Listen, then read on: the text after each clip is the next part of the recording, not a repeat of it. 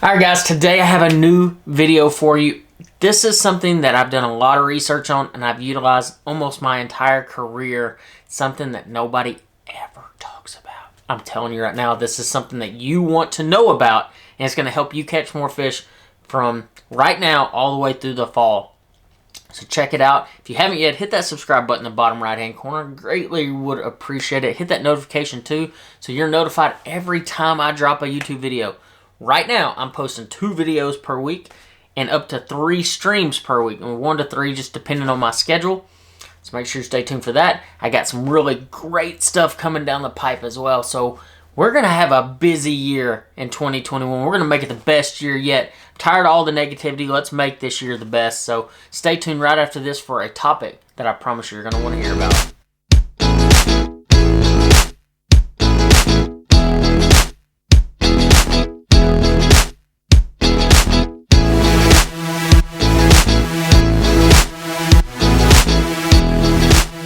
Alright guys, today I want to talk to you about a topic that never gets talked about. Pros definitely just steer away from the question because they don't want to address it. And that is the difference between throwing this color and this color. So we're talking chrome and white. And believe it or not, there is a difference and a time of year that work better for both. Today I'm going to break it down for you from where we're at right now in that winter to pre-spawn transition, the pre-spawn, spawn, all the way to the post-spawn, and everywhere in between. And I want to explain to you when you should be throwing this color in comparison to this color. Now, bait size, bait application can definitely differ. I mean, you can be throwing lipless baits, be throwing square bills, be throwing jerk baits. It doesn't really matter. There's just a lot of different things that you can throw. But how do you pick the right color? You know, this is something I battled on early in my career, is understanding the difference, because I would open my box, my tackle box, and I would be like, I don't know which one to throw. I don't know if I should throw a chrome one or a white one. I know they're eating shad, but which one do I throw? This is going to be a good breakdown on exactly how I figured out which one to throw. So let's talk right now, where we're at right today. We're in that winter to pre-spawn transition, which can be one of the toughest, if not the toughest, times of year to fish. You ask why? Well, right now, those fish, we'll just say in December, and in the first week of January, maybe even the second week of January, we're out there on those deep water haunts. You were seeing guys talking about all these mega schools, catching them out deep, jigging spoons, doing all these cool things to catch all these bass. Well, they're going to hit a day, and probably have already, where those bass just vanished. Where did they go? Why did they leave? Well, they left because they're starting to make that move up there. And what I mean by that move up there, they're moving to the bank. And I'm not saying they're all just going to flock to the bank at once. I'm saying they're just making that shift. They're shifting out of those super deep water haunts and moving to those what we call transition areas. You're going to hear me talk about transition areas a lot because they're super vital to catching bass, especially this time of year.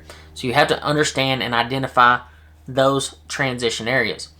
So when those fish start shifting out of that super deep water and they start shifting those transition areas, whether it's a drain, a point, a ridge, whatever it is, you got to know what colors to throw. Well, my opinion on this, and granted, I'm just going to tell you right now, it's just an opinion, guys, so don't kill me for it.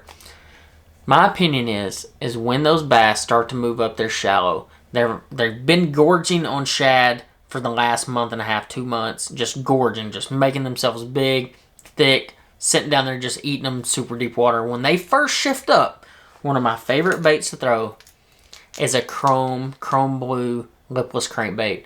You can throw a chrome square bill, you can throw a chrome hybrid hunter, you can throw a chrome jerkbait. Something about chrome really triggers them in that winter to pre-spawn transition. I have done it for years, and I've utilized it for years. I literally won't even pick up a white bait in that time frame. I won't. I don't care if the water's stained to clear. Chrome is the color I like to throw in that winter to pre-spawn transition. It has always been a killer. And granted, guys, when I'm on, and I reference this to like a lipless crankbait bite. When I'm throwing a lipless crankbait, I'm actually tying on like 5 different colors at once. So I'll have like a red one on. I'll have an orange one on. I might even have a pink one on. I'll have a chrome one on. But day in and day out, I'm throwing the flashy one early first. So I won't have a sexy shad on. I won't have a white one on. I'm going to have just a chrome blue and then all those red ones and orange ones and all those crawl colors. But I always have chrome blue. It's always been a staple of mine. I've caught so many giant bass on it, I can't even count them. Like, I mean, guys, it is ridiculous the amount of big bass I've caught on a chrome lipless crankbait. So when I'm targeting these bass, I'm targeting the ones that are just starting to push up. You'll find these little transition areas where they'll push up, whether it's the mouth of a point or a drain, and that's when you pick up these baits. Like I said, there's a variety of baits you can fish in that time frame. You can fish a hybrid hunter. You can fish a lipless crankbait. You can throw a jerk bait. You can throw a lucky shad, a chrome lucky shad, which is always a good alternative. You can throw a chrome square bill crankbait. And it's all depending on the type of cover you have. So I grew up fishing Sam Rayburn, Toledo Bend, and those lakes have a lot of grass. At least Toledo used to. It doesn't anymore. But we'll just say that it used to have a lot of grass, and the number one bait I'd pick up is that bait. Well, so we've hit the pre-spawn, the true pre-spawn. Those fish have already pushed up. Majority of bass are out of that super deep water. They are either on the banks, lining the banks on rock or gravel, wood, laydowns, inside grass lines, whatever it may be. They're just lined up there. There's just a ton of bass up shallow. You got to make that decision on what do I throw. Well, early on in the pre-spawn, and I'm saying the first couple weeks, because pre-spawn only lasts a few weeks. It doesn't last 3 months or anything. It lasts like 3 weeks. The true pre-spawn. The first bait I throw is chrome. They will eventually get off of chrome. That's when I start picking up the white baits. And like in this case, this is one that you want to throw in Guntersville. And most of the guys that have watched this from Alabama know that fact. This is a killer color on Guntersville. I want to say it's like royal shad. It's got some purple and a little bit of chartreuse on the belly, but it's white. And that is a big key to this. You throw white square bills. You can throw white hybrid hunters, which this color is called smooth. That is when you transition to white. And I will actually fish a white lipless crankbait or square bill all the way through the spawn. Alright guys, so one trick, and I always try to give y'all some nuggets from time to time to help you catch more bass. And I mean, I literally do. Like, that is something that I'm very adamant about, is to bring you stuff that absolutely none of these other guys want to talk about. So one little nugget is, okay, so I'm going to give you a scenario that you can relate to. So we'll just say Joe takes me to a creek and he says, you know what? The back end of this one pocket is my favorite spawning pocket on the entire lake. Every time I go in there in the first part of March, I absolutely destroy them, throwing a ocho, a cinco, a brush hog, a game hog, whatever it may be. They just wreck them throwing these soft plastic baits. Okay?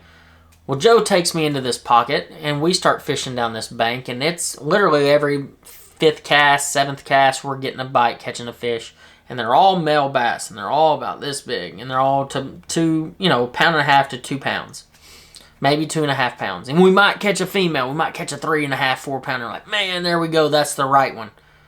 But, we circle this pocket, and all we're doing is catching all these males. Well, where are the females? If there's this many males in here, making little beds and things, where are the females at? And that's where this white bait right here and this white bait right here come into a massive play for me. So one thing I'm going to implore you to do, I want you to try this. I'm telling you, try it this year when you're out there on the water. Go to your favorite spawning cove, spawning pocket, whatever your favorite spawning bait bank is. And you always sit like right here and you make this cast to the bank. Well, I want you to sit one cast further out than you traditionally sit.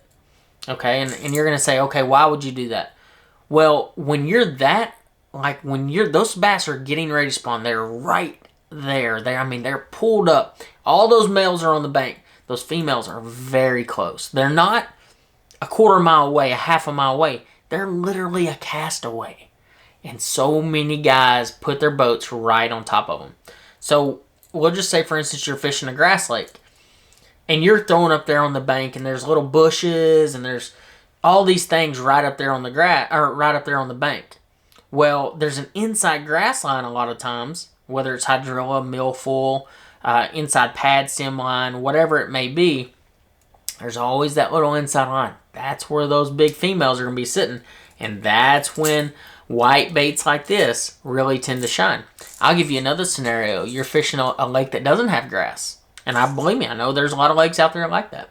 You might have 1 or 2 stumps out there off the bank on your favorite bank that those big females are sitting, whether it's maybe a turn of a drain that kind of turns up next to the bank, or maybe there's a set of rock out there kind of isolated away from where everybody else is casting. That's where those big females are going to sit. And that is the situation when I am throwing these 2 colors right here almost 95% of the time. Granted, there are situations where I'll tie on something that's chartreuse, like a chartreuse black square bill, if the water's just that dirty. But 9 times out of 10, these are the colors I'm throwing. I'm throwing like sexy shad, something that's really bright, stands out. Another good option to catching really big bass, especially around the grass, is throwing that big hybrid hunter, that real loud bait. And I'm saying, guys, this is during the spawn when everybody's doing this, looking around under the water. That's when I will always, you can look on my deck every single year. You will always see one of these right here, these 3 baits tied on my deck when I'm sight fishing, because there's so many times that those fish will stage out there and still eat a moving bait. You know, we've circled around, we've fished the spawn, we've fished those isolated targets out from the bank. One other thing that I like to do, and it actually has to do with a chrome and a white bait, is throwing floating jerk baits. So when those fish are up there on the beds, and I'm talking about when the females push up too, one of my favorite ways to catch them, not necessarily the one that I use in tournaments all the time, but one of my favorite ways to catch them is throwing these floating jerk baits. Now you see 2 different ones. You see like a white, more opaque baby bass here, a little bit orange belly, and then you see this bright chrome one. Well, there is a situation where I use both. If it's sunny outside, and you're going to hear me say that a lot, when it's sunny outside, I really like chrome. It's just something about the flash. They really like it. It really attracts them. And they're not necessarily eating shad. I just think they can see it so well, and they think it's something that's going to take it off their nest. The other situation I like to throw is a white one or a baby bass one. This is when it's cloudy outside. I really turn to this color. I think it's definitely one of my favorite colors for that time of year. So we've hit the winter transition, we've hit the pre-spawn, we've hit the spawn. Now it is one of my favorite times to fish, and that is the shad spawn. I wish it lasts longer, but it just doesn't. The shad spawn is something that you always hear talked about on like Bassmaster. You hear pros talking about, man, I was on this massive shad spawn, it was so good. But where do you find shad spawns, and how do you catch bass out of shad spawns? So the number one thing that I can tell you about a shad spawn is get there early and get there early often. So, you know, we all have that tendency to show up to the dock when the sun's kind of just over the treetops, and we're here on a good time. We take our time, we get in the water, launch our boat, park our truck, and by the time we actually go fishing, we kind of missed it. That shad spawn is literally as the light is touching the tops of trees, and probably for that first 30 or 40 minutes of daylight, and that's it. So how do you catch those shad spawn bass? Now, granted, I fished a shad spawn on a absolute ton of body of waters. I mean, from Florida to Georgia, Alabama, Texas, Tennessee, Kentucky. I've literally fished shad spawns everywhere. I'm just telling you right now. I have fished a shad spawn everywhere. Now, granted, there are some situations where you need weedless baits. Like, if you're skipping a bait around a dock, you might want a swim jig or a thunder cricket or a swim bait. You know, something like that. Something where you're not getting hung every time you make that cast. But I also fish a lot of riprap and grass when I'm fishing a shad spawn. And there's only 2 baits that I really, really like the most. And that is a square bill, and that is a lipless crankbait. If I'm fishing the shad spawn around grass, I'll also pick up a hybrid hunter, and I will also pick up a jerkbait, depending on where I'm at. You can also throw that jerkbait around rock, too. It just kind of depends on the type of action they want. So if I'm fishing a shad spawn, and I'm trying to figure out if I'm throwing white or chrome, well, it's kind of simple for me. If I'm throwing a body like this, like a square bill or a lipless crankbait, I like a white. And that's just where I've always gone with it. I've always thrown white on the shad spawn. Unless I'm fishing a jerkbait. A jerkbait, I don't necessarily like white. I've always tended to do better on, a chrome colored jerkbait. Whether it's this clown color or chrome blue, pro blue, something maybe a little more transparent. But something about that chrome jerkbait really gets them fired up. And that is a time where those fish are gorging up. They're eating a lot of shad. They're trying to recoup from that spawn where they lost a lot of weight. They lost their eggs, especially if they're females. And even the males, they take a lot of torture because they're getting caught a lot. And B, they're using so much energy either building a nest, guarding the nest, or going through the spawning ritual. So they burn a lot of their weight off. That's why they're so rail skinny whenever you get done with the spawn. So they're feeding up. They're hitting that shad spawn. The shad are, they're a lot of times they're little and they're easy to ambush. They're all together. They just go there and crash them. Don't get me wrong. You can throw an umbrella rig. You can throw all those other things.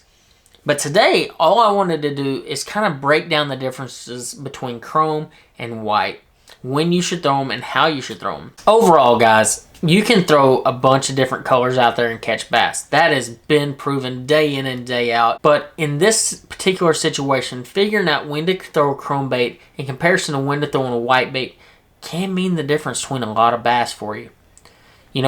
When it's that early winter pre-spawn, I like the chrome. As the year progresses, I kind of get away from chrome.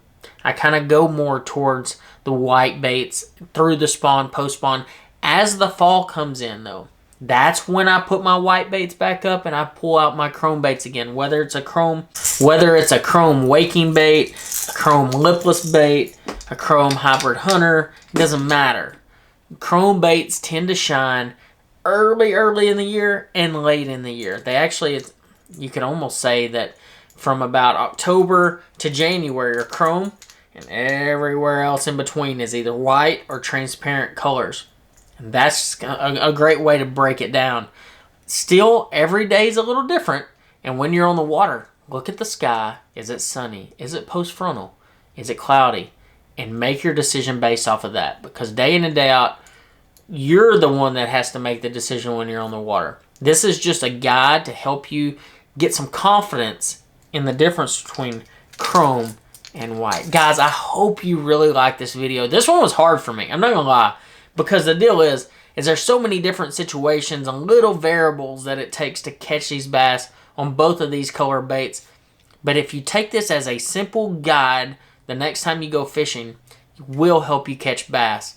And especially catch them right now, all the way through the spawn, throwing these moving baits, whether they are chrome or white. Thank you again for watching. Make sure you hit that subscribe button if you haven't yet. And I'll see you down the road.